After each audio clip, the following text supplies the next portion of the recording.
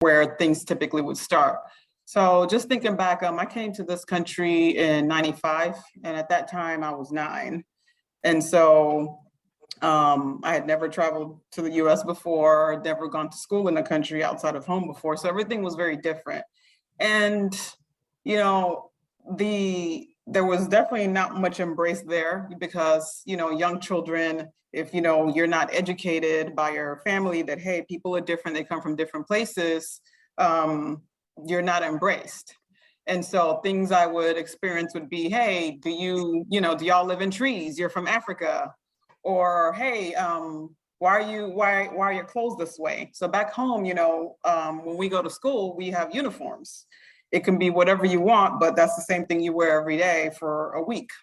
Yeah. And so, when I started school in the US, I had my uniform. And the first thing was, I think after 2-3 days or so, a guy was a black boy, and he said, hey, didn't you wear that yesterday? You're not supposed to do that. So again, it's sort of just not really knowing much about people or their history and where they come from, how they behave. When you see something different, you automatically assume that it's wrong. And then I had another experience when I was at Rust College. And I feel like this was just more from just not really being educated about the world in general. There was a girl, I was a resident assistant at the time. And so I was like my senior year in college, and we had first year students, and we introduced ourselves to each other. And then I told her where I was from, and she says, oh, you from Africa, huh? So can you drive there? And, that was I would have never expected a response like that, someone to at least have the basic understanding that, Africa is a completely, separate continent and you can't drive there. Exactly. And so those are some of the experiences that I've had that were, kind of not on the negative side. In terms of positive side, I wouldn't necessarily say I've had a lot of positive because, I just kind of, when people treat me the way that they do, I don't necessarily interpret it a certain way. I just kind of, accept it and move on. Some folks are open to learning more about people and their differences, and, they ask more questions, they're inquisitive, and then at that point, they're kind of open to learn. So I'd say that would be some of the good parts of it, that there are some people that are open to learn and inquisitive about it. Yeah, absolutely. And you know what? One thing that I would say too, that to all my listeners, I want to make sure that I'm very clear about this. So I'm going to be an apologist when it comes to this particular topic and the level of ignorance that has been displayed for our African brothers and sisters when it comes to different things being said, like something as simple as geography and understanding that you can't drive to Africa. I don't know where in the world someone would even get the idea to even ask a stupid question like that. And it's just, again, the level of ignorance, a lot of that comes from a lot of media and TV. We oftentimes here in America, Black people in America see a lot of negative connotation and images when it comes to our African brothers and sisters. We oftentimes see those commercials that's saying, oh, for 50 cents a day, you can feed a starving child in parts of Africa and things like that. It's just like, you really honestly think that everyone lives like this in Africa? Or are you just depicting, or it's being depicted for you that this is exactly what it looks like in Africa, right? And versus even Africans too, with the experiences that they've probably felt inadvertently or actually seen on TV when it comes to Black people in America, thinking that we're all criminals, we're all thugs, we're all this, or we're all lazy and things like that. So quick backstory about this topic. So Dr. Stovall is one of the most, how do I even describe Dr. Stovall in this regard? Because he pushes you to a limit to where you understand what your true potential is, even if you don't know it initially. He challenges you in such a way that makes you want to learn more about your heritage, makes you want to learn more about where you come from, because you don't know where you're going in life until you know exactly where you come from. And understanding that the the first bones that were ever even discovered was in the continent of Africa. Africa is the home of civilization, right? And understanding that that's our motherland. As long as you are a descendant of Africa, you are African by that definition alone.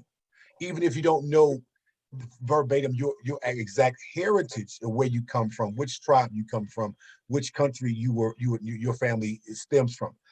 It's the understanding that education is going to be able to bridge a lot of these issues when it comes to what is what and what's not. And that goes both ways. It's the shared experiences that we have. And I oftentimes talked about this too with friends of mine, even with my own wife, who's from Rwanda. And it's the understanding that things like the apartheid was very identical to the civil rights movement. The things that Nelson Mandela went through in South Africa were pretty identical to what Dr. King and most of our civil rights leaders were basically going through here in the States. So those shared experiences should bring us together more so than anything else. The fact that we have similar struggles, similar fights, but Dr. Stovall, you can speak more to this in detail before I get to Paddy about this. Why is it that we as Black people, we're fighting too many fights and we're not winning one of them just yet? How would you be able to break that down in essence, exactly why that is the case? Well, the experience that we all have is to be socialized into a society. Socializing is just simply teaching and learning.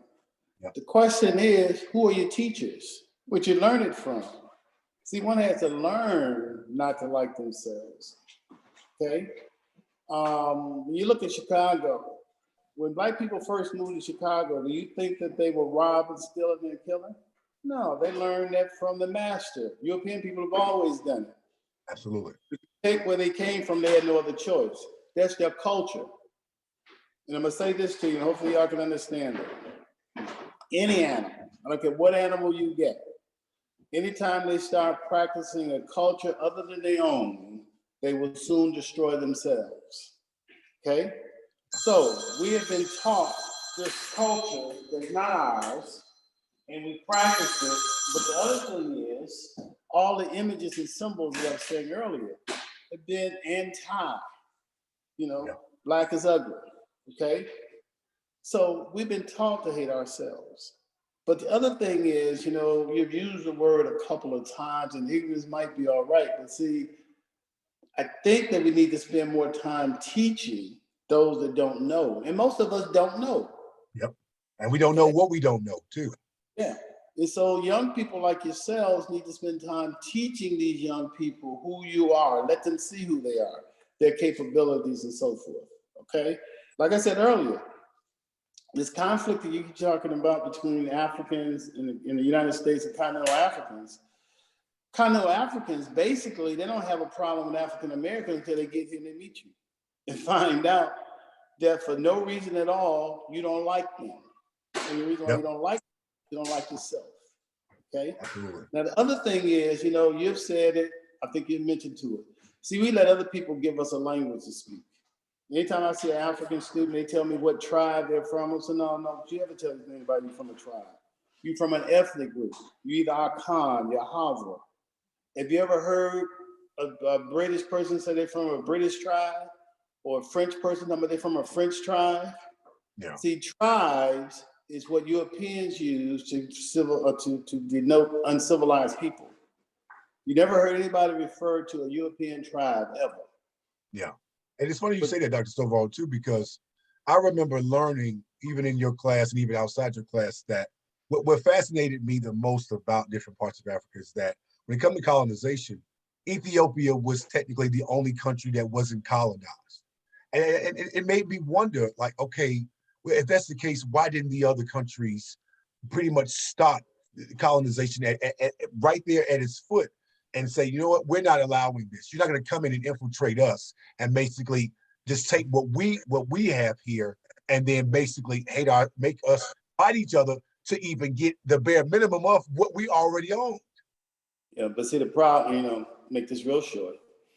If you go back and if your great grandmother or some of them old people are living, yeah, they had no problems inviting strangers into their house, teaching strangers things. Yeah, because we're loving people by nature. Yeah. So what you're saying is, when we ran across a European, we thought he was us. We never run across anybody like that. You know, Elijah Muhammad, people don't like him for saying in his book, How to Eat to Live, he talks about the white man as the devil. Well, people, ooh, that's bad. Well, the only thing he said was this. He said, look around the world and see what people, now he said, think about the deeds you think a devil would do. Would they lie, would they steal, would they cheat, would they murder? And then he said, look around the world, historically, and name me any people that have done that. Okay, that's how they came about. That's how they existed. The only people that have done that is what? European people. So when we invited them in, we didn't think they were going to come in and steal us, steal the land, you know, own the land. See, there wasn't no such thing as ownership of land in Africa. Okay, you got the land according to your needs. And if you were no good and couldn't take care of it, that land was taken from you and given to somebody that needed it. Yeah. But how you gonna own land? How you gonna own rivers and water? You see what I'm saying? So we did not know anything about that. Now the deal is, since we that are learned will know, we're the ones that need to liberate Africa. We need to liberate ourselves. I'm not so sure if any of that makes any sense to you, but yeah, that's how it happened. We invited them in. Like I told you, we invited them in. Yeah. And they came in with two weapons, the gun and the Bible, or the gun and the Quran. Okay? And that's how they control us to this day. Yeah. Now, Paddy, I want to turn to you for a second in regards to this too, because what's fascinating about Paddy and I is we met through a mutual friend a couple of years ago. We actually went on a trip to Costa Rica to celebrate a friend of mine that was getting married at the time. And we got a chance to actually sit down and talk and get to know each other. Both he and myself, along with another friend of mine who's also from Ghana as well, they were telling me some fascinating things about how beautiful Ghana is and how I would just love to just visit there. And we should all make it a priority to visit different parts of Africa if we've never been, right? Especially for those who are actually born in America. Black people, we have to understand our heritage, and the way we understand our heritage is if we go venture off and explore and understand exactly what our heritage may lie, what would lie in our heritage. And so, Paddy enlightened me in so many different ways about Ghana, and I want to talk to you about what your shared experience, what your experiences have been like as it pertains to the negative connotation and the negative things that's associated with Black people in America versus what you've learned yourself about Black people. So it's interesting. Well, I listened to Olusola and then a professor here speak, both coming from different perspectives. I, on the other hand, moved to the U.S. As an adult, way into my 20s. So some of the experiences that someone of African descent would have moving here at a younger age, I did not experience that. That notwithstanding, I experienced my own I had my own unique experiences as an adult in different ways, be it obvious or subtle in some certain instances. I think generally when I moved here, generally the sense that I got was that you'd meet African Americans and then you speak to them, because I moved here as an adult, and as I speak, you would hear that I do have an accent. So based off of that, you're like, I hear an accent. Where are you from? You say it, I'm from Ghana, and then right there and then perceptions begin to form. The perceptions of oh, he's from Africa, he is not woke. All of those things. There's this perception that because you're from Africa, you don't know much, but it's actually contrary to reality, because we're learning and studying almost the same thing as someone in Europe is studying, someone in America is studying. So when it comes to knowledge, there's no barriers to it in terms of where you come from. You only have to be willing and to apply yourself to it, and you know. And the interesting thing is that the average Ghanaian, I would say Ghanaian or even Nigerian, knows more about America than the average American knows about the African continent or any country on the continent. And Absolutely. that when I moved here, that was profound to me, because I moved to a country where it was like, for a lot of people, America was the world. Yeah. Beyond America, they know no other world apart from America. So all their beliefs, all their views, and everything they hold is in this whole square or bubble of being in America. So as Olusola and Professor said, it's predicated on gross ignorance. You know, when people are ignorant of what exists elsewhere, then they turn to believe that what they have is, or what they know is all there is to know. But then there's more to know than what you know. It's just that you haven't been exposed. And thankfully, before I moved to the US, I had lived in Europe before, in the UK. I traveled to other countries. So coming here was basically seeing what I've seen, but from a different perspective, from the American perspective. So that exposure that I had prior to coming here helped me a lot, because I came here, I wasn't ignorant, right? I knew that I was in a different country. I knew that there would be some microaggressions. That I've had situations where my fellow Black people have treated me in ways that a white or a Caucasian person treated me better. And I've had situations where Caucasians have treated me in a bad way. It's come from both angles. But from my viewpoint, I always view it as lack of knowledge, as ignorance. And for the most part, if I can, why? I just overlook it and then move on, right? And it's one of, I have these conversations with friends who were born here of African descent, friends who have migrated here from Africa. And there's always this split view. Like, so we're talking about the whole, the events that happened during the pandemic, the likes of George Floyd and other things. You take the average African person, immigrant, who came here as an adult, and the average African American, the way we even react to situations are different. Yeah. You know, it's different. However, when I go out and I'm out and about, and someone sees me, a cop sees me, or I'm driving and the cop stops me, until I speak to them, for them to hear an accent, they cannot distinguish whether I'm of African descent or I'm African American. Absolutely. And the most interesting thing of it all is that whenever you fill out any form, and there's the part where you have to give them information about your demographics and other things, all I ever see is Black or African American. I never see Black African, Black American, or it's always Black or African American. So it's all of this comes to tell us that although we are from different parts, some found themselves on the American continent, some of us moved or migrated from Africa. We all came from one continent. We all from Africa. But and then again comes to what Prof said. The Europeans, in order to dominate or conquer the continent, created this whole perception so that we will be divided. And that division, I always say, is the number one reason why people of color are not succeeding. Yep. Like I could speak to this, I could speak at length about this. People of color, innately, we do not even trust ourselves. Yep. Tell a fellow, Buddy.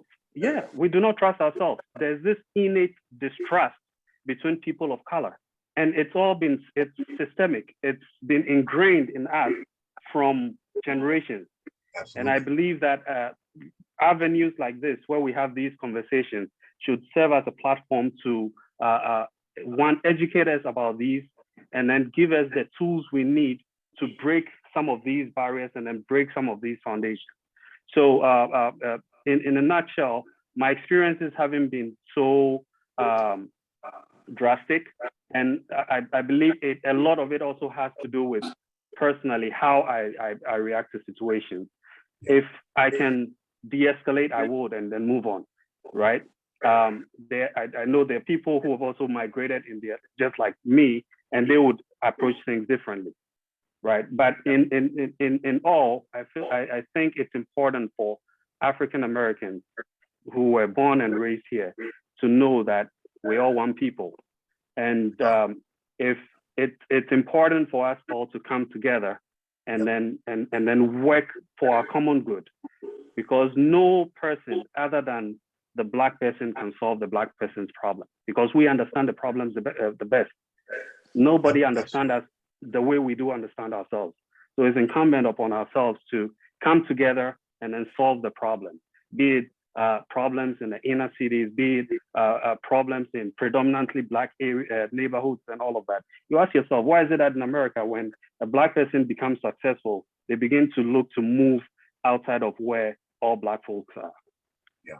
Right? They'd rather go live in the suburbs and then live the suburban life, and then they don't want to stay. So these are all problems, and these problems are a result of systemically built notions that are all targeted at dividing us and not bringing us all together. Absolutely. And you know what? I want to touch on something that you said too, a few things that you said, one in particular about the level of ignorance, right? So on this show, I've oftentimes said ignorance means two things. It means to not know something at all, and it means to know and not care. And as you get older, you can't afford to not know now. That because so much information is out there at your very fingertips, at your very feet. We have access to an abundance of information now, to where we can't afford to not know. Ignorance is no longer an excuse for not knowing exactly some of these very issues that we have been plaguing our community, our people, for over 400 years, like you said. And so those very systemic and institutional things that have been put in place 400 years ago is still alive and well and strong. And that division has grown and grown so exponentially to a point where now we're not even understanding that we really aren't each other's enemy. And that's been the problem a lot of times, more times than not, when it comes to shared experiences. We sit here, we try to like go tick for tack when it comes, well, I've been through this. Well, we've gone through this. Well, we've been through the same things. If you think about it in essence, it's just been in different demographics, right? It's been geographically, it's been in different places where it happened. But the end result was still the same, where we were oppressed, we were discriminated against, we were marginalized.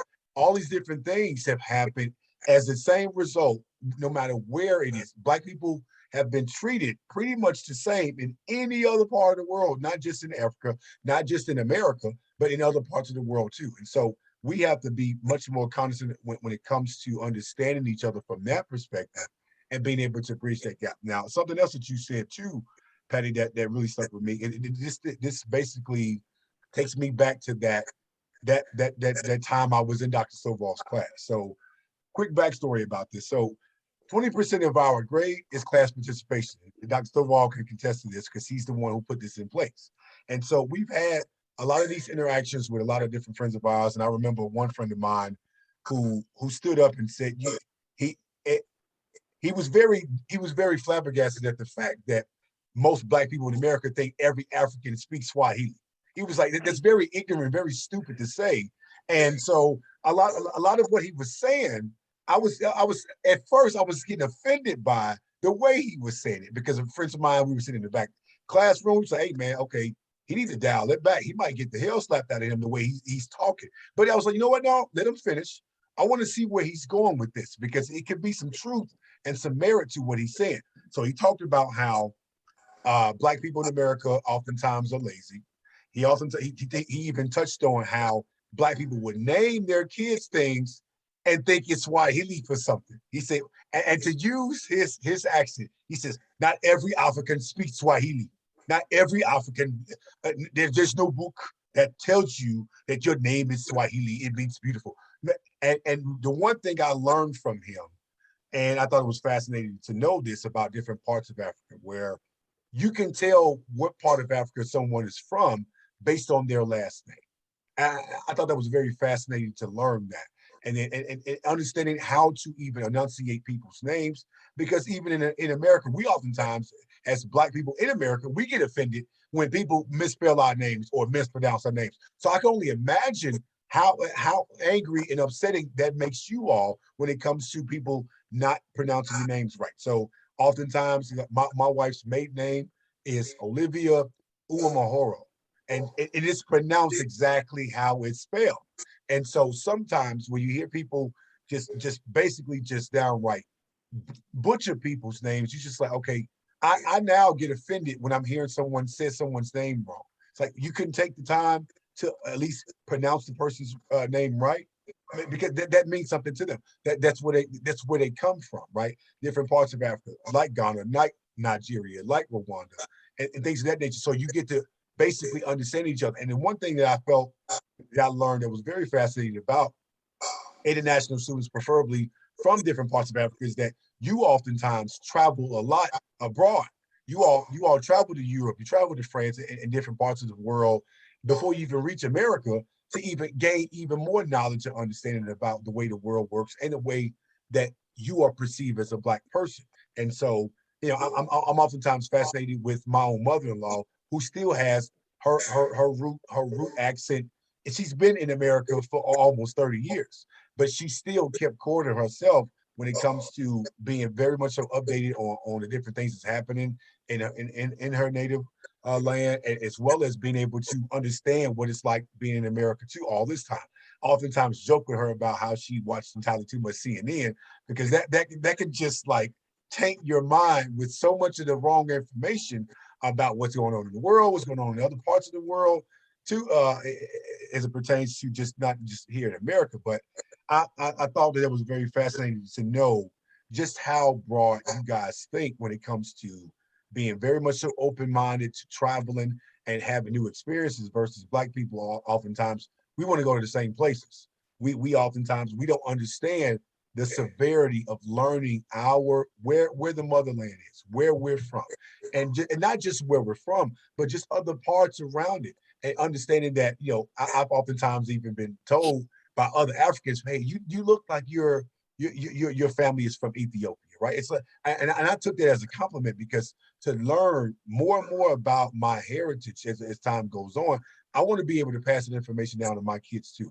I want them to understand where they come from. And by me understanding where I come from, I'm able to help educate and enlighten them on the very same thing. And so, Paddy, I appreciate you for sharing that. Now, Dr. Stovall, in your class, when this particular conversation came up, it was very much so controversial at first, but after class let out, both me and this friend of mine, we talked about this in more in-depth detail. He talked about how, you know, he came to America to get an education, and obviously a lot of international students come on international scholarships, and they take full advantage of what the opportunities are here in America. America oftentimes talk about we are the greatest country in the world without any definitive proof of that, especially when it comes to education. We're not even #1 in education, but we've seen so many international students come studying abroad, or come from their native land to come to America and take very much of the opportunity, take advantage of the opportunities they are given, versus the things that's very free and available to us on an everyday basis. Why do you think, Dr. Stovall, why do you think that's the case when it comes to the international students taking more of advantage of the education system here in America versus us Black people who were born here, who have it at our dispersal on an everyday basis? Well, the real reason is that we think that we're free. See, when you start talking about, Yep. You said Nigeria. Well, Ezekwe studied in the United States, in Nkrumah. See, those guys would come together. See, before African people in the United States thought that we got free, okay? Africa and African Americans, we always work together. Okay, that's what idea of this whole thing of the overturning colonialism in Africa come from. Now, why the African student is different? Because they understand these countries, Nigeria, yep, you might say it's a free and independent country, but it's still in the neo-colonialism. They understand that if the United States, and especially Britain, decide they want to put sanctions or whatever, it's gone. France, as it relates to places like Senegal, Mali, and so forth.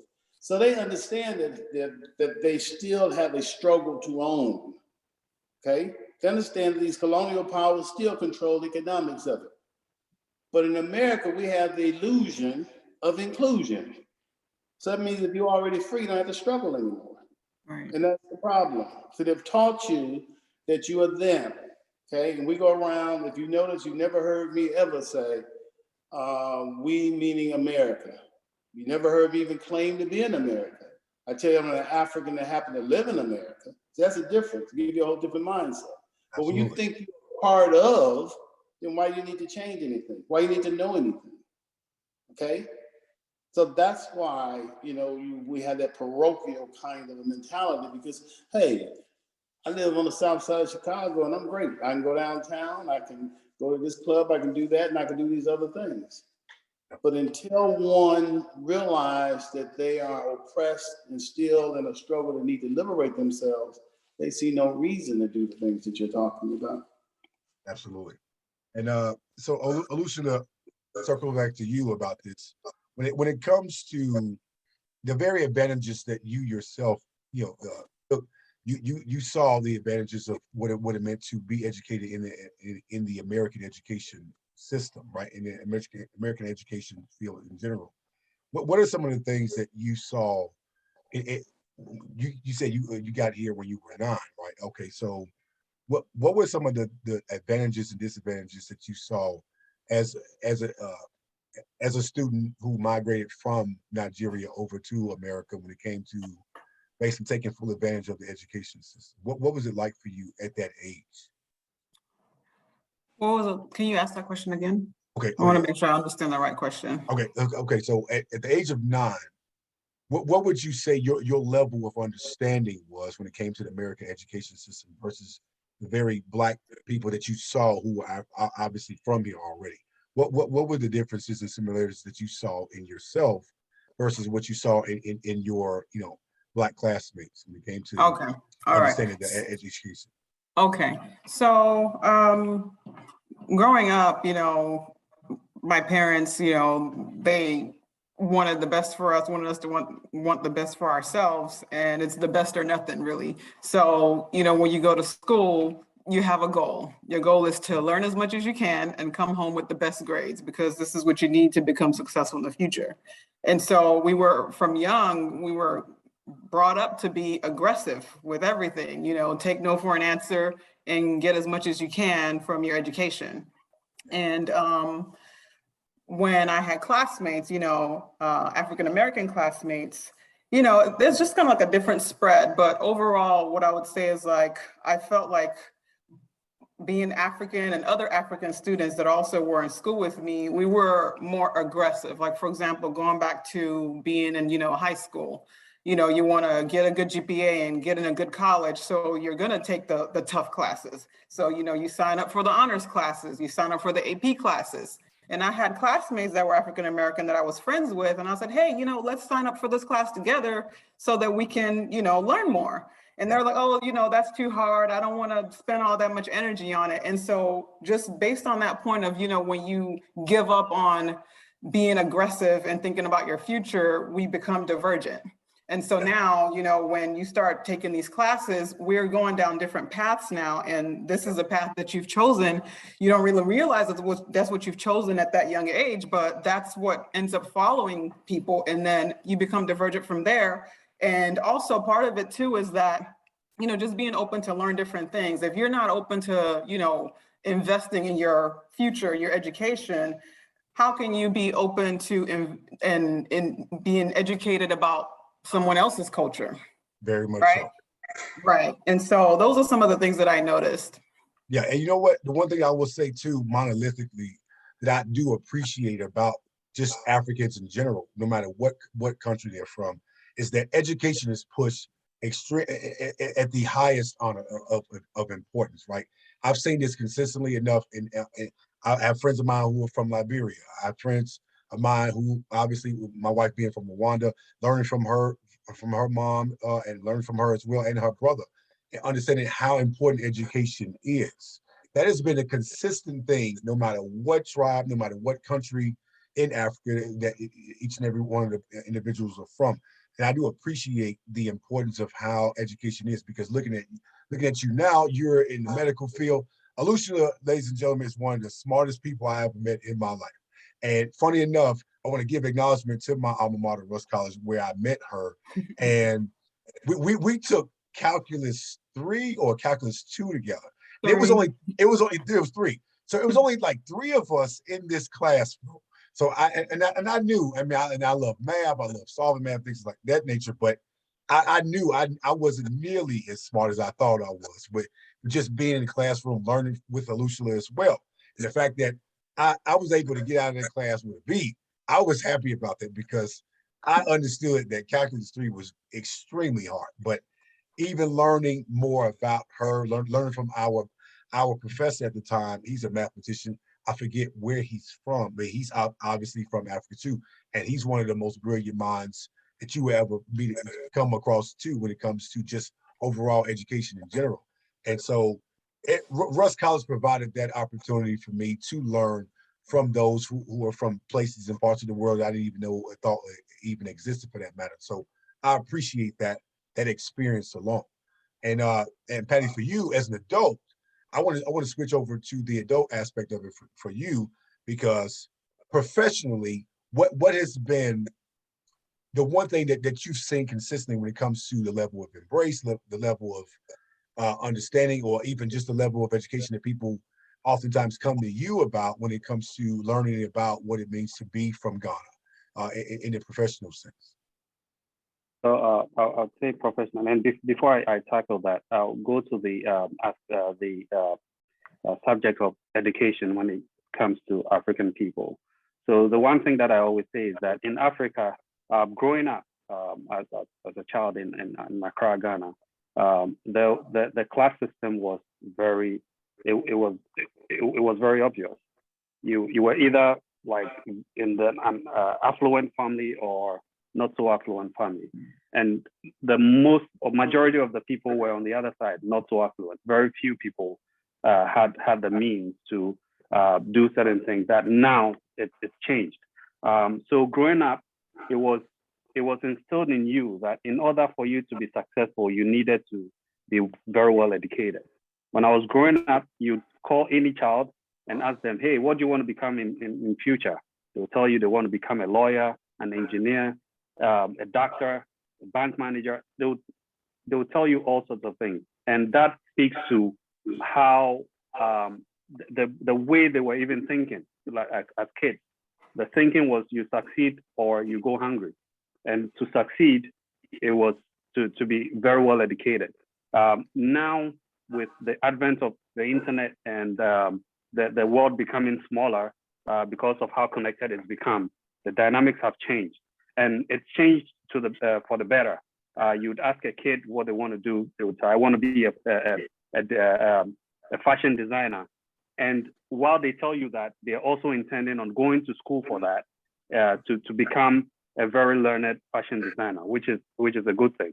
As a professional in the US, I think that I always say that my upbringing from Ghana, the education that I had, the very fundamentals helped a great deal, because as Olusola would bear with me, being educated in Africa and then coming to the US, you almost come to the US and you find everything so easy. Probably the steep curve that you would have to navigate would be maybe the cultural one, and then having to understand the dynamics when it comes to culture. But then academically, we are forced to learn a whole lot more in Africa or in Ghana, where I come from, compared to what it is here. I have friends who went to medical school in Ghana, and then they migrate here, and then they're like, man, we were hitting the books so hard in Ghana. Over here, it's much easier. It's easier because you have so many tools and you have so many resources to help you. When I was in school, I took a computer class in primary elementary school, and there were about 4 kids to a computer, and you couldn't even touch it, right? I know like on social media, and this is still happening, like in remote parts of Africa, there was this thing circulating on social media where a teacher had drawn a computer on a board, on a blackboard with a chalk, and then named all the parts, and then teaching the kids what a computer is, right? Because they couldn't afford to get a computer. Now, come on the flip side, come to America, the average kid in America has access to a computer of some sort, either a cell phone, a tablet. They go to school, they have all of these free computers. So that's the disparity. Now, what that does is that the kid who didn't have the opportunity to hold or touch a computer while they were learning about it, when they learn it and then become fluent, they become very good at it, and then now are exposed to it, the respect with which they even give to the profession is massive, because it's like, this is where I came from, now this is where I am. I have to take advantage of everything. Now the kid who was born and raised in America, who at home is playing on a tablet and it comes to a point where they turn to overlook the importance. They turn to overlook the privilege that they have. And that's where you begin to talk about first world problems and then third world problems. When on the one side, a kid is struggling to get 3 square meals a day, on the other spectrum, or on the other side of the spectrum, you have a kid who is crying because they didn't get an iPad for Christmas. So, but then professionally, I go on a job. All of these values instilled into me have gone a long way in shaping me into the professional that I am now.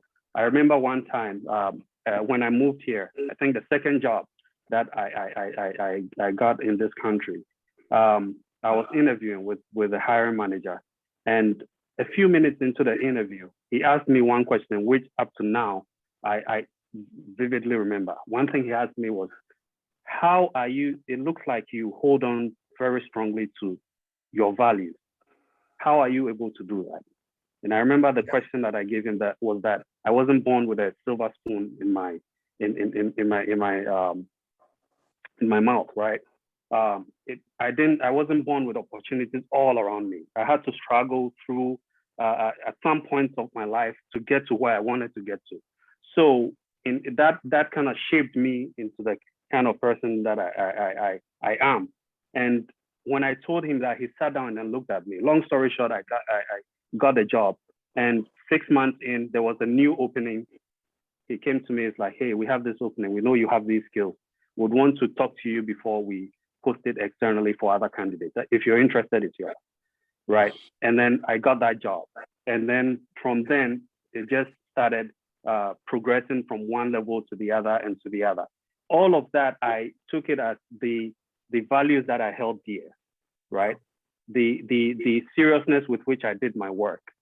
I wouldn't just call out of work because I went partying the day before and then I'm too tired to go to work. And then when I got to work, I would make sure that this is what I have to do and I'm doing it with all diligence. You know, those are some of the things that it takes you far.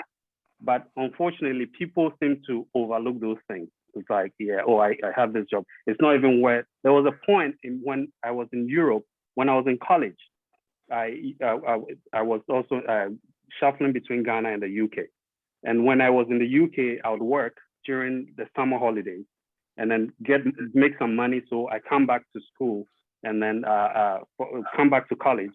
And then that was basically for my upkeep and everything when I was in college, pay my tuition and everything. At some point, I was working as a waiter in a fancy Japanese restaurant. And all of the people that I was working with, they were like, oh yeah, this is something, I've been working here for so long, I've been working here for this. I had to learn a whole lot of things. I was in college. I was studying computer science, but here I was serving in a Japanese restaurant, right? I had to do it. I still did it as if that was what the career that I had. And it was the attitude. You know, it's always about the attitude that we bring to what we do. It doesn't matter because we're all on a journey. The fact that you are not at the destination doesn't mean that you have to relax the fact that you're here today doesn't mean you're going to stay here forever, but you have to be determined, and wherever you find yourself, apply yourself. That's the one thing I've done. But unfortunately, when it comes to like our fellow African Americans, it's what I always say, like in corporate America, you go to corporate America, and the majority of people you find and socialize with are white people. Ask yourself, where are all the brothers? Where are the sisters? It's either they work in the kitchen, or they're doing security, or they're doing all of those jobs. And that broke when I moved here and I saw that broke my heart, because we would go for like work gatherings and stuff, and you're in the midst of all Caucasians, and there's no black person, or just a few of them, very few. So given those dynamics, when you're climbing up as a black person, a person of color, even in corporate America, professionally, it gets to a point where you need people like you who think like you to be able to mentor you or give you advice to move higher. Absolutely. And that's what we lack. It gets to a point, it's almost non-existent. Thankfully, now there's a whole lot of talk about diversity and equity and stuff like that. That's helping, right? Now, organizations are making a conscious effort to make sure that the workforce is diverse, that they're putting people on the top who are from diverse backgrounds, so that they kind of like level the playing field. But it's still not enough, right? Because now when you talk diversity, it's the things, the factors that determine a diverse workforce are so broad. Being a colored person is only one of so many things. So again, as Black people, we have to make sure that we're putting ourselves in places where our mothers, our fathers, our grandparents weren't able to go to. We have to be able to go there. And one thing that I believe strongly in is that education and the generation of new knowledge are very fundamental to every free and just society. Absolutely. You cannot have a society that touts freedom or justice without education. And that is where we as colored people have to start. Absolutely. It starts with educating ourselves about different cultures, educating ourselves about what we want to do, where we want to go to, and all sort of things. Yeah, and it starts with the mindset, right? Obviously, on this show, I've talked about how you have to get carried before you crawl. You have to crawl before you walk, right? And it's having the right people, like Dr. Stovall mentioned earlier, in regards to who's teaching you. You have to have the right people teaching you the right information about yourself, right? You can't be a situation where it's the blind leading the blind. Eventually, we're both going to run into the wall. I can't teach you anything that I myself haven't been taught or even obtained for that matter. And so that knowledge being shared is the true essence of education, and how we have to be much more intentional when it comes to pushing the importance of education here in America when it comes to our Black kids too, because like for yourselves, that I strongly and very much so commend is that education is pushed on you all. Education, education, education. And I've seen that time and time again in different parts of Africa, and friends of mine who are from different parts of Africa, talking about how strict their parents were about, listen, education is what you're going to need to get ahead in life, and what you're going to need to be able to become that successful person that you want to become, right? And so it's with the understanding that if you're taking advantage of the education that's being put forth before you, you're more times than not, you're going to be in a successful situation. I myself personally, being in IT, in year 2022, I'm still seeing myself as the only Black person on the team. I'm the youngest and I'm the only one, right? But I'm seeing we have a diverse group for the most part. We have I have analysts and other developers who are on my team who are from different parts of the world, preferably from the Middle East. But a lot of them are very monolithic when it comes to that. And this brings me to my next question with Dr. Stovall, is why is being monolithic such a hard task when it comes to the Black experience? When it comes to Black people being in unison, why is it so hard to be monolithic about the right things? But I'm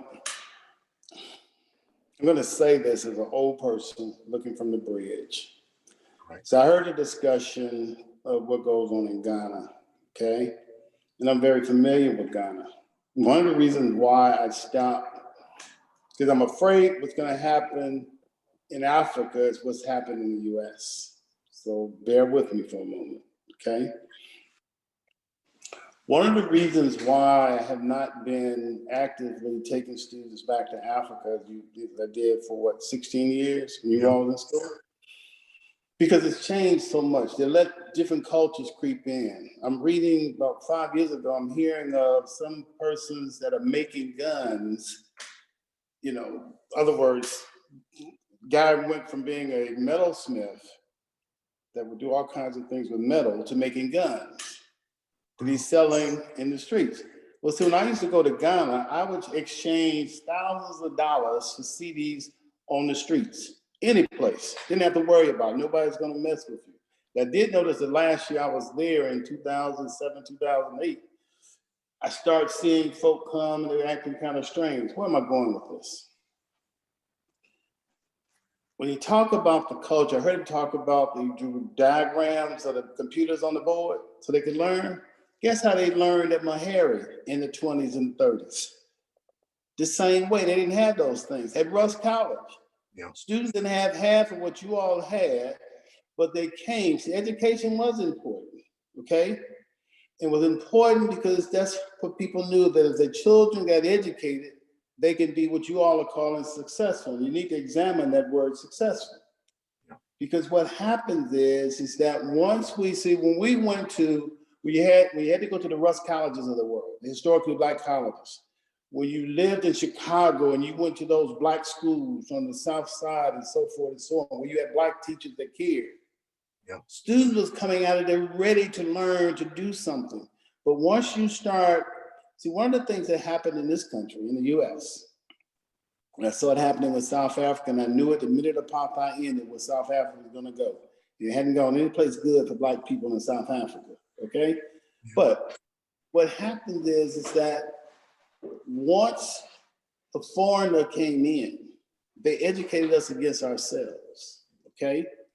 So we let all of this stuff come in that diverts us from being who we are. So your question is, we don't need to unify with each other because now I can unify with my white brother, my white sister, okay? I want what they have, so therefore I give up what my mama and those have. So we've given up what we have trying to be somebody else, okay? And what's gonna happen in Africa and in Ghana? You know, the brother go back to Ghana. The Ghana he left is not the Ghana he see now among young people. Their values have changed. Why the values changed? Because they're getting all this outside stuff from social media, the TV. So when I first went to Liberia, Sierra Leone, and Senegal, television came on in the evening. They gave the news and then it was all culture, okay? By 2000, you would go and you turn on the TV and guess what you got? The, what they used to call the dancing thing. They used to, in the United States, you used to put it on at 11 o'clock at night. I think they call it Raw. You know what I'm saying? I mean, seriously. You're talking about BET Uncut. Yeah, there you go. Yeah. You know, and all that stuff on. But they've changed. So the young kids now, you know, they come up to you, man, if I could only get to the UK, I would be this and I could do that. You know, and you have what they call in the Gambia bunksters, young kids that when we went in 95 were begging for pencils to take the exams and paper.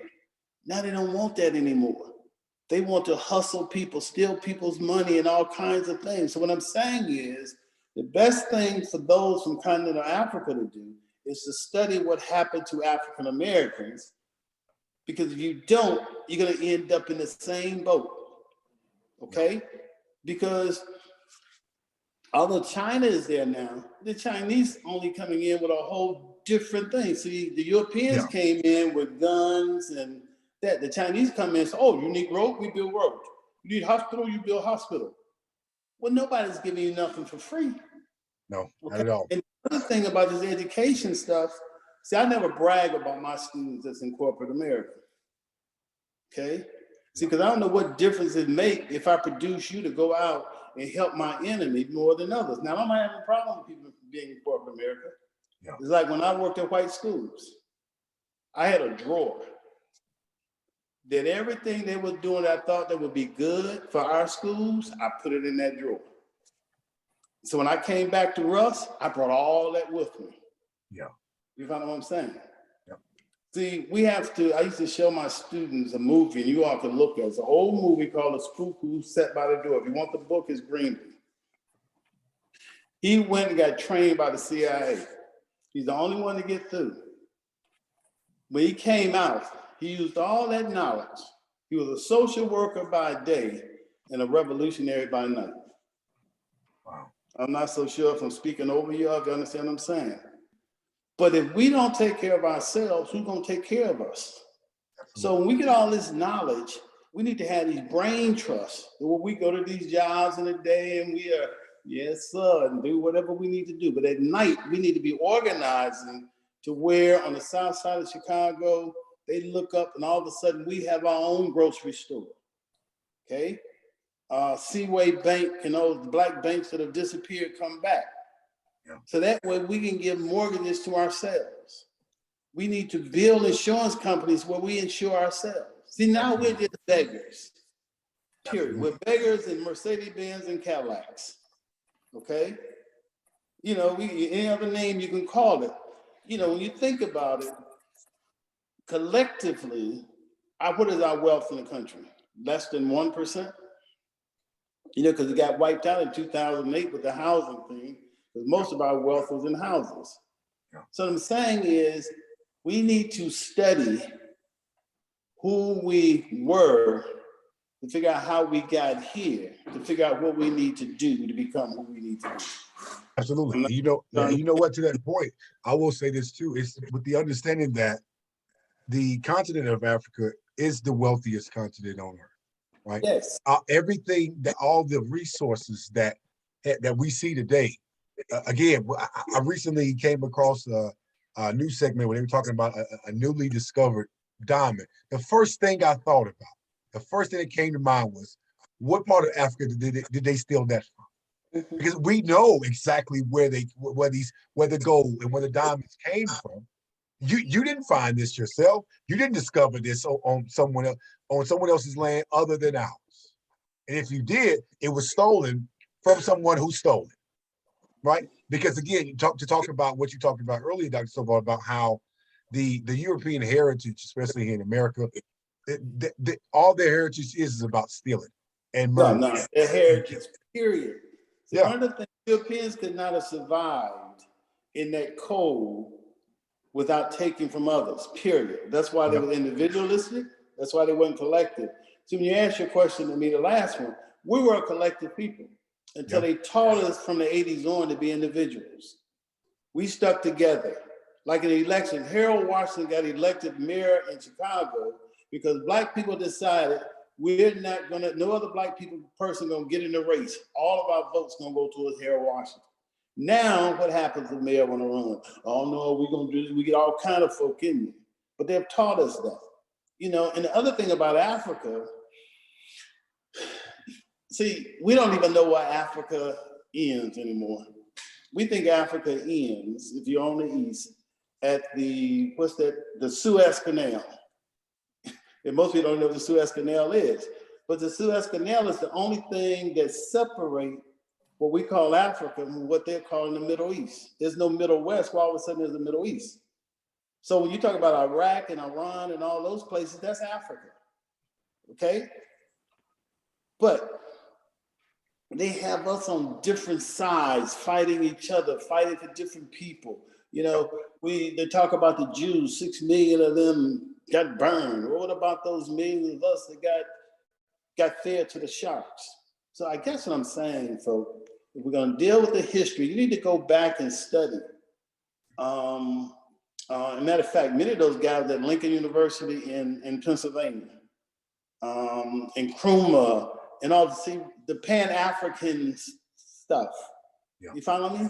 So Africa and African Americans have been hooked together for the longest. It's only been recently that they have divided the two. Yeah.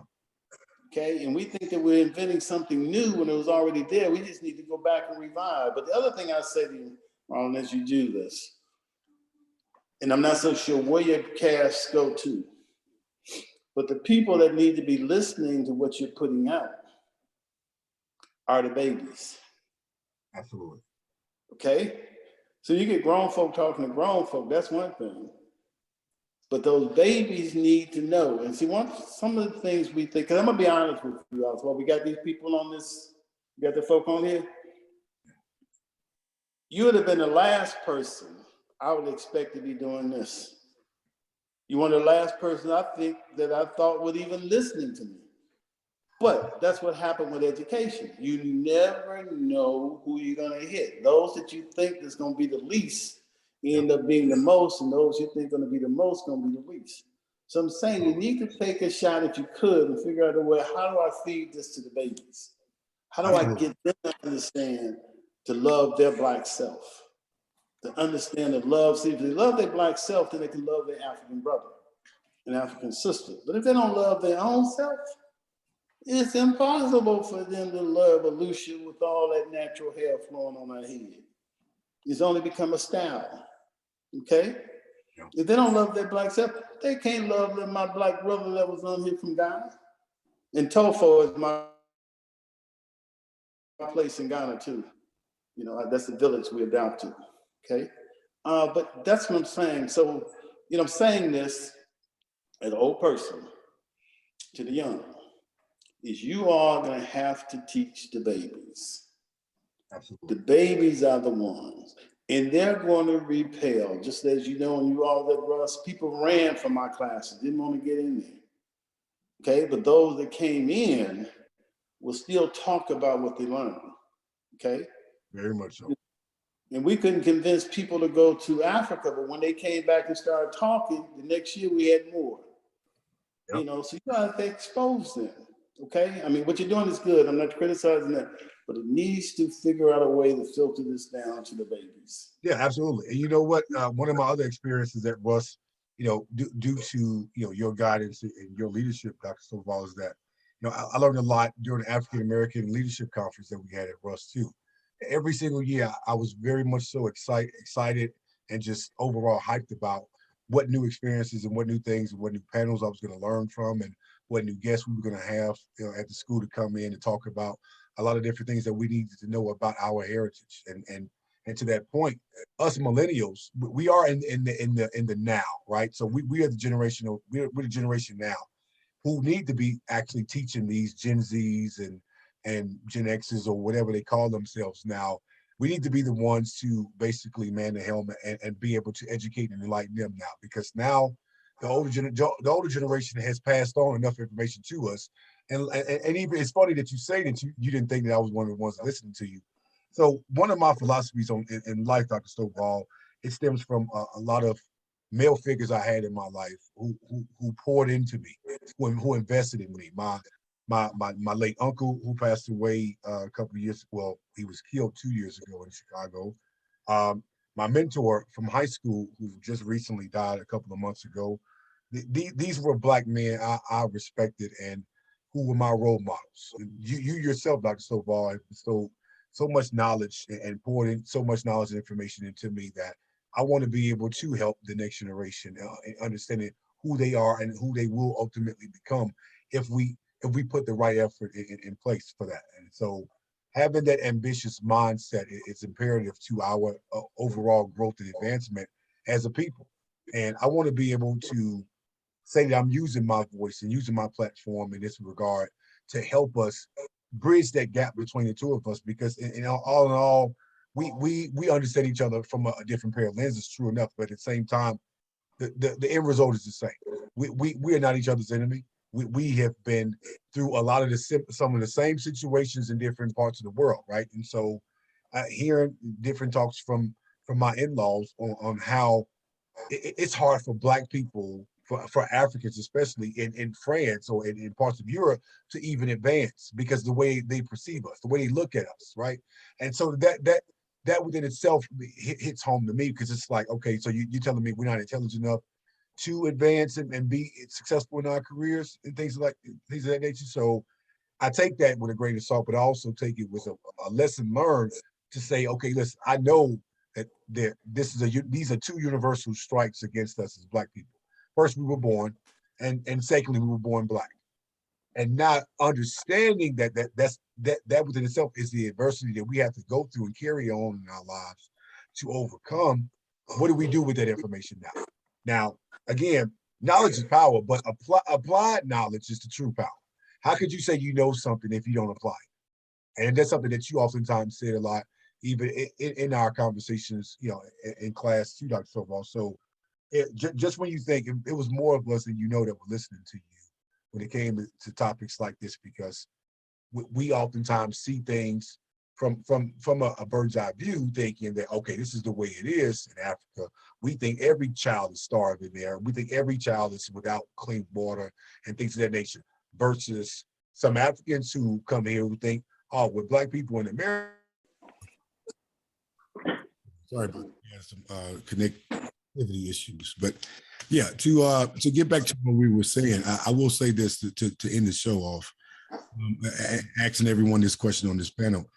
What, besides the education and the enlightenment aspect of it, what can we do better or more to help bridge that gap between the two of us, with understanding that we are all brothers and sisters in love. We all come from the motherland, and we're all God's children, ultimately, right? What can we do? I'm gonna start with you, Olusola. What can we do from your perspective to help bridge that gap when it comes to understanding that we have more similarities than differences? So first, it all starts with acceptance, right? Accepting that you know that there's an issue. And I feel like even just having this conversation right now is the start of that. Next is education, that we've kind of discussed over the past 30 minutes, and touching on the importance of the education starting young, right? Because children, they become what they see, and we imprint on them, and they identify with us, with whatever we expose them to. Other things that I listed previously was, you know, being open to teach, being teachable, right? Because we can have all the information and all the knowledge. However, if the person on the receiving end is not open to learn, then there's no way that that conversation can occur. Also being able to unlearn the wrong things that we've learned is key. Other things important would be being open to, you know, learning about the culture. I forgot to mention earlier when you'd asked me what were the good experiences that I've had. My best friend from medical school, we used to study together, and he was open to my culture. And so, you know, when I cooked food, only thing I know how to cook is Nigerian food. And so on the weekends, I would cook and freeze the food for the week, and he would come over, or we would eat. He would learn the names of the foods, and he's gotten so close to my family that, you know, my parents gave him a Nigerian name, right? But that couldn't have happened if he was not open to learning about the culture, right? And so I think that that's very important. Other thing is travel, right? If you ask the average person, okay, let's scale it down to Black person in the country that's not African or Jamaican or wherever, where was the last country you vacationed, right? Most of the top spots we're gonna say, oh, I wanna go to Europe, I want to go to France, go to Maldives. When was the last time you've heard someone say, hey, my last vacation was to Ghana, to Nigeria, to Zimbabwe? We don't get that, right? And so we need to love ourselves. And to some extent, you know, when we do these things, that we travel to all these other luxurious looking countries, we're indirectly saying that we don't love ourselves, right? Why would you not go visit home? Absolutely. Right? And so that's important. Next is mixing with people, being open to learn other people's cultures. You know, it's easy for us to gravitate towards someone that looks like us, right? So when I was in graduate school and medical school, less than 10% of the class looked like me, right? And when you walk into a room in any field, you notice that people gravitate towards each other. There's like a corner with, you know, the Black people, and then the white people are here, and then the Asian people are here. And I would notice things like that, and I would consciously try to break out of that, right? Because how are you gonna learn more about a lot of things if you don't, you know, get out of your comfort zone? And so you have to actively be open to being uncomfortable to learn more about people by mixing. You know, if you meet somebody, hey, for example, yesterday I met a patient at work and I noticed the last name was different. First thing I did was, hey, how do you pronounce your last name? Yeah. What country are you from? Yep. And then the conversation opens from there. It's about the approach, right? You can't just make assumptions. It's important to have that frame of mind. And then the next thing is just mentorship, right? And so all of us here, we know what the assignment is.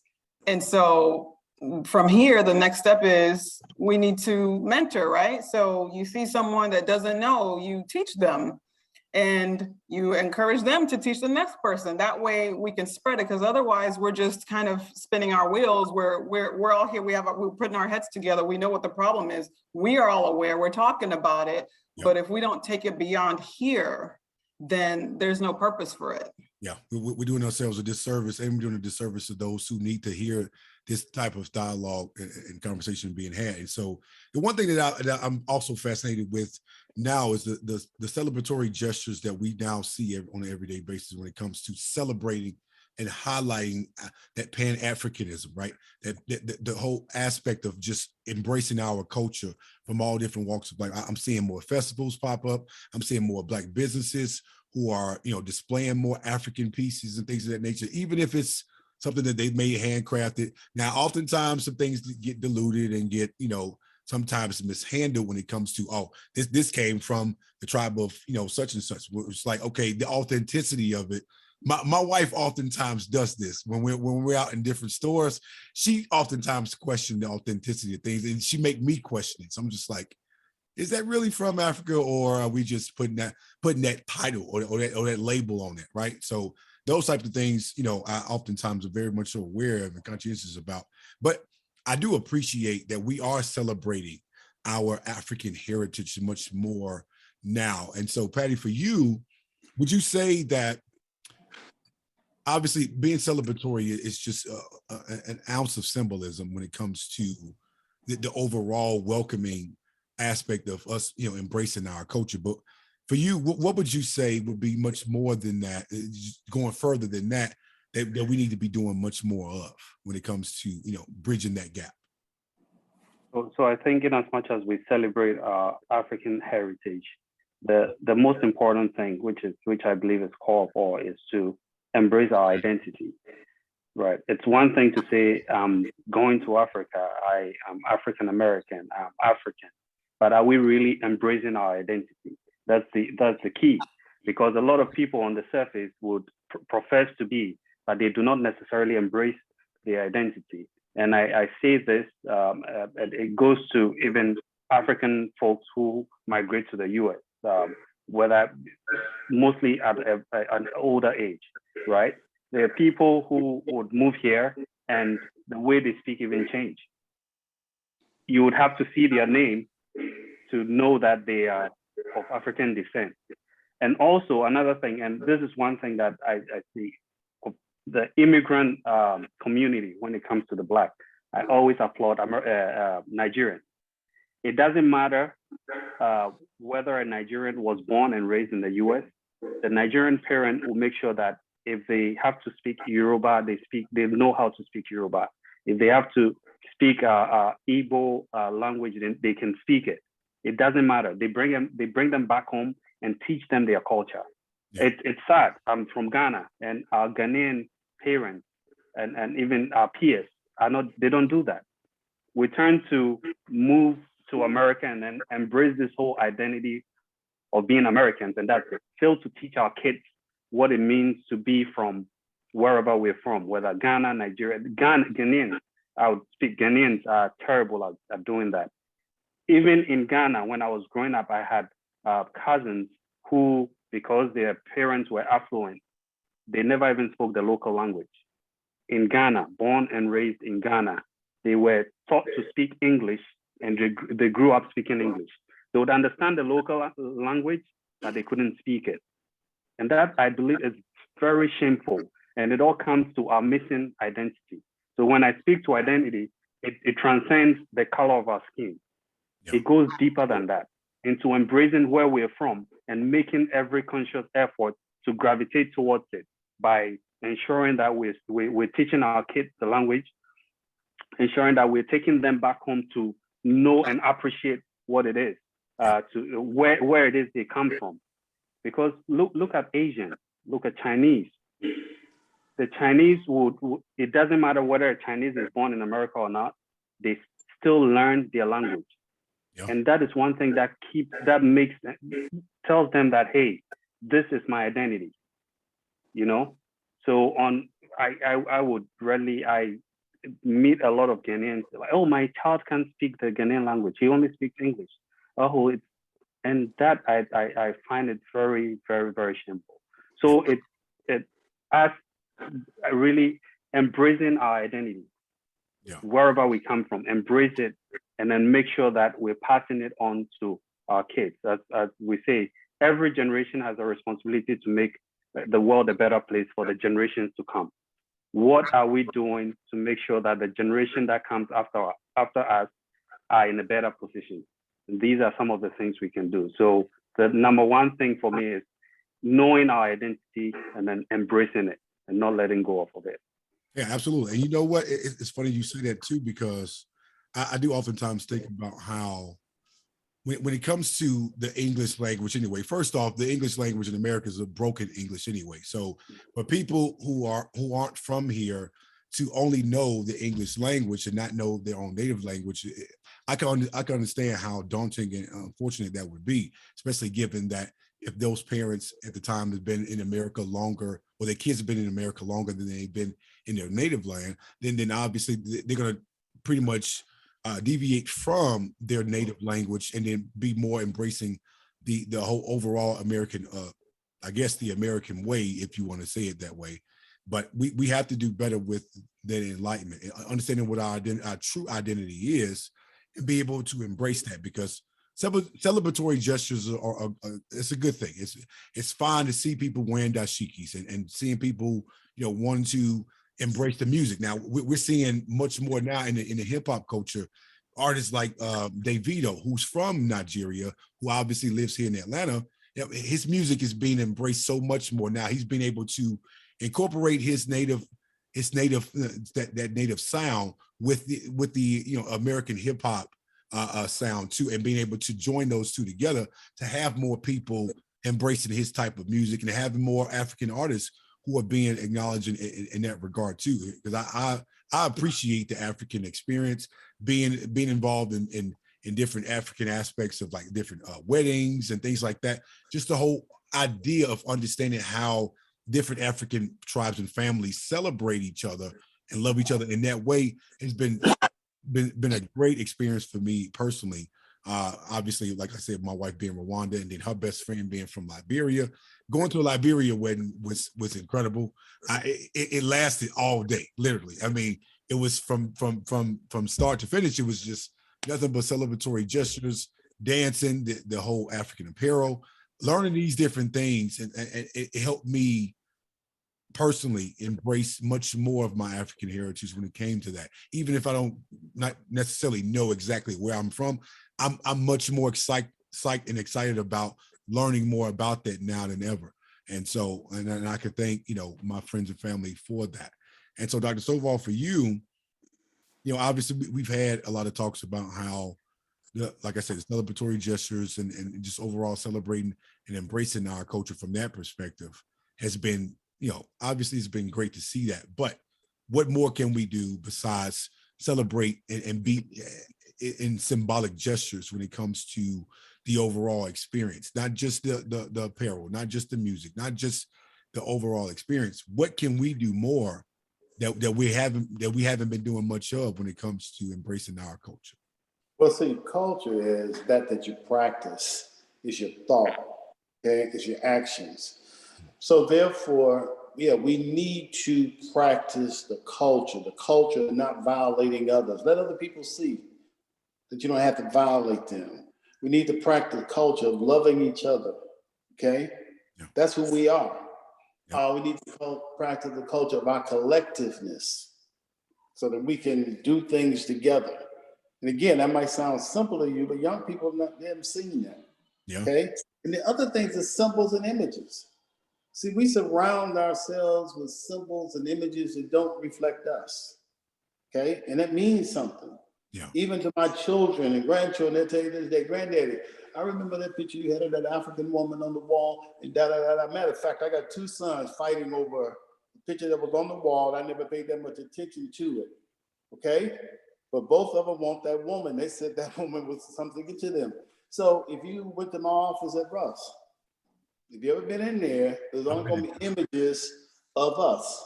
Yep. You know what I'm saying? And see, Anthony Thompson might have graduated with you all. Yeah. Yeah. Okay. My class. Okay. Well, I'm gonna tell you what happened with Anthony. Show you how you can practice whatever. I'm gonna make it real short. Anthony went over to Holly Springs High School to teach. Yep. Kind of made him a master teacher, and he was doing well. Well, the principal, black principal, came into him one day and said, "Well, you guys stop teaching this Black history stuff. Can't teach that anymore."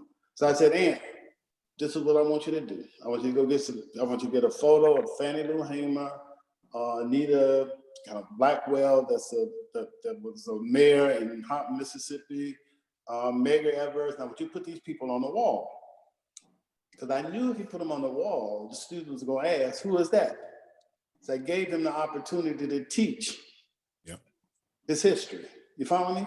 Absolutely. See, because watch a baby, a little baby that crawls. Watch him crawling across the floor and the TV is on. When a black face comes, that baby gonna stop and look at that face until it disappears. Yeah. Okay? Because they haven't seen themselves. So what I'm saying to you all is there's some simple things that one can do. You know? Yep. So when people see you, they see this Africa. See, because I can't separate, you know, y'all talk about African Americans. If you ever notice, I call them African people. That's who we are. That's what we are. Okay. Yep. Yeah. See, we are African people that just happen to be in America. Period. You know, so symbols and images, you gotta, and see, that's something simple you can do. And like I say, people will see, if you all remember at Russ, to show you African culture, do you ever remember anybody yelling and hollering and acting a fool on the first floor of the BCS? No. Okay. Do you remember we kept the doors open at all times? We didn't lock any doors? Yeah. Why? Because African people don't steal. So once they understand that, I'm talking about traditionally, we don't steal. Yeah. Then they practice what they do. So we are models and you don't even know you're a model. Now, the reason why, and this is probably the first time either one of y'all ever seen me dressed this way. When I wasn't dressed that way trying to pretend to be African while you always saw me, I was trying to let you all know it's all right to dress in clothes that your people made. And every time I wore something, whatever I wear, I know it helped feed at least one or two families. Absolutely. Intentional. The thing is, Dr. King tried to teach us that we didn't learn. Buy black, eat black, be black. You know, we always got to go spend our money with somebody else when we can go. And many times we go to the restaurant, sisters and brothers in the back cooking it anyway. Yep. You know? And the other thing that people can do is start investment clubs where you're investing in yourself. Absolutely. If all you do is say, okay, we're going to put $10 a month and we're going to do it in a way until we can't see anybody stealing it, you know, because they've taught us to think that we steal from each other. Is that just as you would buy a stock, okay? Then therefore shares in the stock, if you say there's $1 share, if you put 10,000 in, that means you got 10 shares, okay? Well, eventually you might get enough money to where you can actually do something. And it's, you know, one of the problems with us running black businesses, we generally take our savings to go into business, which means that if something happens, we can't back it up. But if we have, and we've just taken money that we put in over the years, let's say it might take 10 years before you get enough to do anything. And each year you bring other people in. Pretty soon, some of these banks, insurance companies, is something that we need to sustain us, we can get. Absolutely. But as Mao Zedong said, that the longest part of a journey is the first step. You know, so I don't know if any of that made any sense to you all. It makes But perfect. that's what we're talking about, culture. That's how we bring together. It doesn't matter what African want to bring it, they can bring it. It doesn't even matter what European people want to bring. We just want to make sure that they never get more than 40%, 45%. We don't ever want to get 51%, because if they do that, then we're going to be in trouble. Yeah, absolutely. You know what? I talk about this on the show a lot of times too, when it comes to building that generational wealth and helping understanding us that, helping understand in our community that the dollar stays in our community 6 minutes. That's very alarming and very unfortunate when it comes to just being so consumed with consumerism in general. We want to buy things. Black folks oftentimes we look broke trying to, well, we go broke trying to look rich. And I oftentimes said that on this show, and I've had many of my guests who are in the financial industry when it comes to talking about building that generational wealth, because we have to understand that we're not coming with silver spoons in our mouth. We wasn't born into money and went to wealth. A lot of that wealth that we would have ultimately generated was stripped from us. That was taken from us. And even thinking about it from a historical standpoint, the Europeans or slave masters, if you will, they didn't take slaves from Africa. They took doctors, they took lawyers, they took teachers, they took entrepreneurs and made them into slaves. These were people who obviously had the tools and the know-how and the knowledge and education to become something much more than what they ultimately end up being. And so what my obligation is, what our obligation is as the millennials, as the generation now, is that we have to become ultimately what our ancestors didn't get a chance to. And that's something that I'm oftentimes talking about here on this show. It's understanding that I didn't get here on my own will and on 2 feet. I'm standing on the backs and shoulders of my ancestors who were not able to be purview to this type of life and opportunity that I've been granted. And I don't want to take that for granted. And so in doing so, I want to be able to disperse it and provide information and content to my Black people, regardless of whether you were born here or not, to help us take that information and disperse it amongst our groups of people, whether it be family, friends, or whatever. We're able to put this information out there so we can apply it in our everyday lives. And so, again, thank you all so much for being on the show to talk about this. This is one of many episodes that I'll be discussing this matter, and I'll be discussing many matters repeatedly until we get to a better place in that aspect where we can okay, now we can focus on another thing that needs our attention now. So now we've gotten to a place where we're successful or we're better off than where we first started. Now we can divulge from talking about that topic and talk about something else that needs our full and undivided attention. And so I thank you all for being able to be on the show to share your experiences. Dr. Stovall has been the person who has spearheaded a lot of this as it pertains to this topic, and just my overall experience and understanding that I've gained over the years with knowing that these perceptions have become our reality when it comes to how African perceives us here in America and how Americans perceive Africans, right? Having those discussions, having much more of these discussions will help bridge that gap and basically lessen the level of confusion when it comes to who we are versus what TV and society portrays us as, right? And so personally, I've had experiences with parts of brothers and sisters who are from parts of Africa who came off as arrogant, and I didn't quite understand where that stemmed from, right? So this type of topic and discussion help really zone in on that when it came to understanding exactly what we're being told that we are. Not what we've actually experienced ourselves with each other, but what society has been putting out there for us to say, okay, look at that's what Africa is, or look at that's what Black people in America do, versus us getting to know each other and having the overall open dialect to understand each other a lot better. And so, Olusola, Paddy, I appreciate you all more than you know with having my own individual conversations with you all. And again, I go back to my conversation with you, Paddy, about how you embrace the fact that, listen, man, you need to go to Ghana. It is a beautiful place. You need to experience this. And you were a huge advocate of that. And so because of you, well, obviously because of you, and as well as my wife too, that parts of Africa are definitely on my list to take myself and my family to, because we want to understand. I want to understand where I come from. My wife obviously knows exactly where her heritage lies. But I want my kids to understand too that just because their father and themselves were born in America doesn't necessarily mean that they're not from the motherland. And because the motherland is where the center of the earth is and where civilization first started, it is imperative that we understand where our roots lie.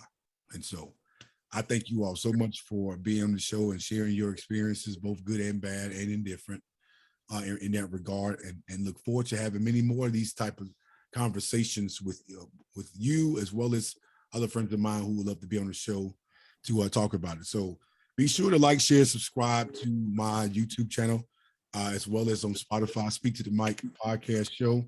You can find me on Instagram as well as Facebook when it comes to this show, and find many of my previous episodes. Each and every episode, I am very much so intentional with having to disperse the right information out there to the Black community when it comes to helping advance us in more ways than one.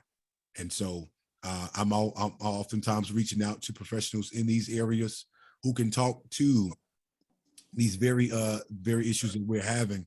Even in today, in 2022, we're still having some of these issues that shouldn't be issues anymore. But I, for one, am willing to do something about it, whether it start the conversation off, but also being intentional with overall supporting my Black brothers and sisters too. And so I'm always, most of the time, I'm usually in a t-shirt or in some type of paraphernalia that's owned or made by a Black entrepreneur. But oftentimes I'm often, here wearing shirts to also promote the podcast as well. But again, I appreciate you all for taking the time to speak with me about this topic, and I definitely look forward to having many more of these conversations and helping bridge the gap between us, because in the end, we are a subtotal of our experiences. And to be monolithic and to be in unison, we have to understand each other a lot better than we have in previous years. And so the first step is having this dialogue and conversation, and going from there and being able to educate the younger ones behind us, because they're going to look to us to be leaders, and it's up to us to be obliged to that very fact. So again, thank you all so much for being on this show, and we'll definitely be talking again soon, having many more of these conversations as time goes on. Thank you. I appreciate being here. Y'all take care of yourself. All right. Thank you. It was a pleasure. Thank you. Nice to meet you guys. Nice to meet you too.